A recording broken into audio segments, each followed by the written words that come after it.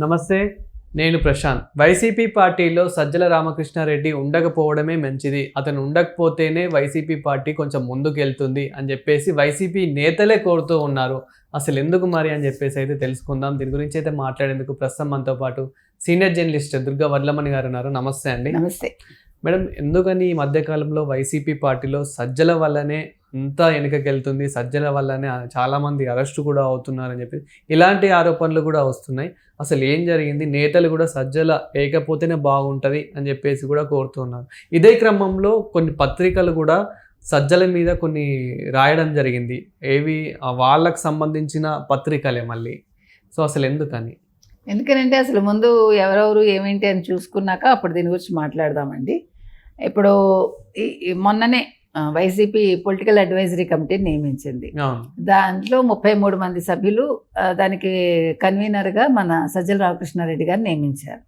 అయితే ఇక్కడ ఏం జరిగిందంటే పిఎస్సి శాశ్వత ఆహ్వానితులుగా మనకి పార్టీ రీజనల్ కోఆర్డినేటర్లు, తర్వాత పిఎస్సి కన్వీనర్గా ఇందాక మనం చెప్పుకున్నట్టు సజ్జల రామకృష్ణారెడ్డి నియమితులయ్యారు.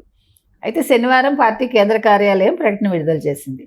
అయితే అమలాపురం పార్లమెంటు నియోజకవర్గ సమన్వయకర్తగా పినిపే విశ్వరూపు, తర్వాత కోనసీమ జిల్లా పార్టీ అధ్యక్షుడిగా చిర్ల జగ్గారెడ్డి, అమలాపురం అసెంబ్లీ నియోజకవర్గ సమన్వయకర్తగా పినిపే శ్రీకాంత్, పార్టీ రాష్ట్ర ప్రధాన కార్యదర్శిగా షేక్ ఆసిఫ్, క్రమశిక్షణ కమిటీ సభ్యులుగా ది గ్రేట్ తోపుదుర్తి ప్రకాష్ రెడ్డి నియమితులయ్యారు.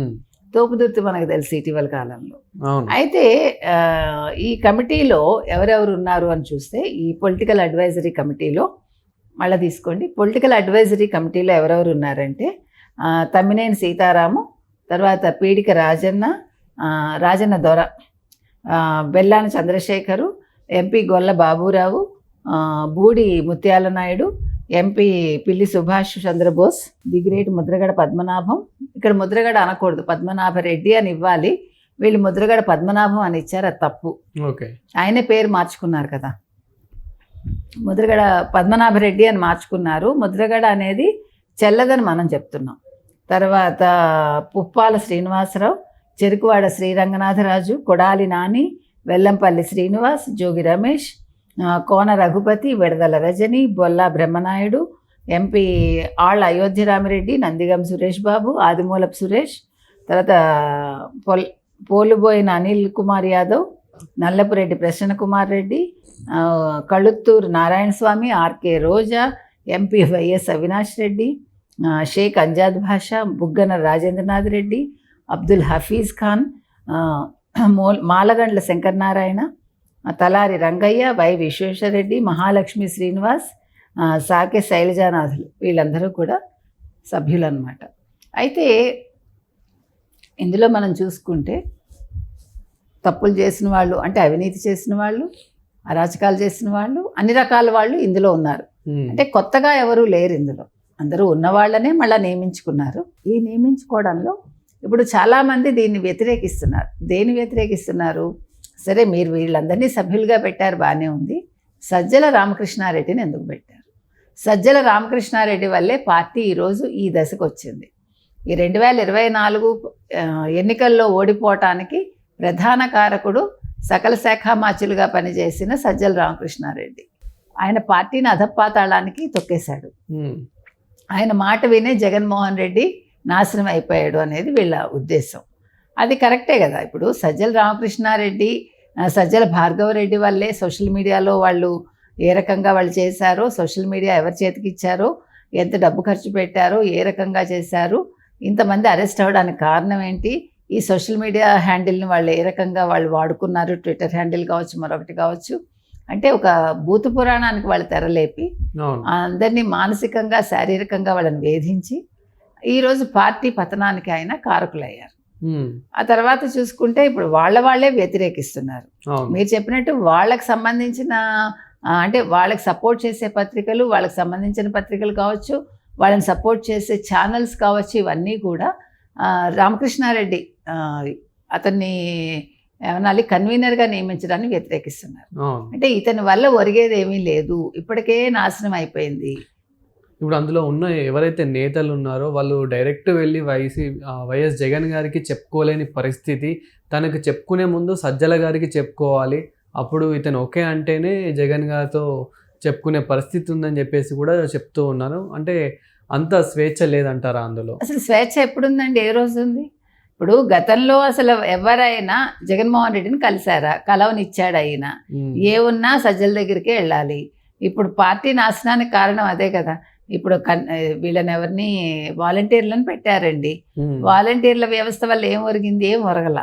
ఒక 50 మంది ఒక వాలంటీర్ కింద ఉంటారు. వాళ్ళకి వెళ్ళి వీళ్ళు రేషన్ ఇస్తారు.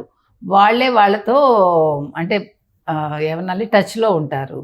ఒక ఎమ్మెల్యేకి సంబంధం లేదు, లోకల్ నాయకులకు సంబంధం లేదు, ఎవరితో మాట్లాడుకోలేదు, ఎమ్మెల్యేతో జగన్మోహన్ రెడ్డికి సంబంధం లేదు, అసలు నియోజకవర్గంలో ఏం జరుగుతుందో జగన్మోహన్ రెడ్డి తెలుసుకోలేదు. దీనివల్ల ఏం జరిగింది? సమన్వయ లోపం జరిగింది. ఇప్పుడు సమన్వయకర్తలుగా వీళ్ళందరూ ఉన్నా కూడా ఇతను కన్వీనర్ అంటే ఏంటి? సమన్వయకర్తగా. సమన్వయకర్తగా ఆయన పనికిరాడనే కదా. ఆ రోజు ఆయన ఎవరిని కలవనివ్వలేదు కాబట్టి జగన్మోహన్ రెడ్డికి వాస్తవాలు తెలియలా. ఇప్పుడు మాత్రం తెలుస్తాయని ఉందా? ఇప్పుడు మళ్ళా అదే మీరు సజ్జల్ని పెడితే సజ్జలు వెళ్ళనిస్తాడు ఆయన దగ్గరికి? ఇప్పుడు నిజంగా జగన్మోహన్ రెడ్డి ఏం చేయాలి?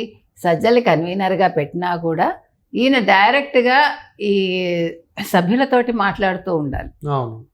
నియోజకవర్గంలో ఉండే ఎమ్మెల్యేలు కావచ్చు, మాజీ ఎమ్మెల్యేలు కావచ్చు, మాజీ ఎంపీలు, మాజీ అధికారులు, ప్రతి ఒక్కళ్ళతో ఆయన డైరెక్ట్ కాంటాక్ట్ పెట్టుకోగలిగితే, ఆయన ఒక ఫోన్ కొనుక్కుని ఆయన ఒక నెంబర్ పెట్టుకుని ఆ నెంబర్ వాళ్ళకి ఇచ్చి మీరు ఏ సమయంలోనైనా నాకు ఈ నెంబర్కి మీరు మాట్లాడండి అని చెప్పగలిగితే వీళ్ళందరూ కూడా సంతోషిస్తారు. అంటే మీరు కన్వీనర్గా పెట్టి ఇప్పుడు ఏంటంటే విషయం మీకు ఇక్కడ జరుగుతున్నది ఏంటంటే, ఎందుకు ఇలా చేశారు జగన్మోహన్ రెడ్డి అన్నదానికి ఒక చిన్న విషయం అండి. ఆయన పూర్తిగా యలహంక ప్యాలెస్కి పరిమితం అవదలుచుకున్నారు. తాడేపల్లికి సంబంధించి, పార్టీకి సంబంధించి ఆంధ్రప్రదేశ్లో మొత్తం ఆ విషయాలు గంపగొత్తగా ఆయన తీసుకెళ్ళి సజ్జల చేతిలో పెట్టారు. సో ఇంకా ఏం జరిగినా ఆయన పట్టించుకోడు. ఆయన ఏంటంటే ఇప్పుడు ఈ కేసుల మీద కూర్చుని అక్కడ లాయర్లతో మంతనాలు చేయడం.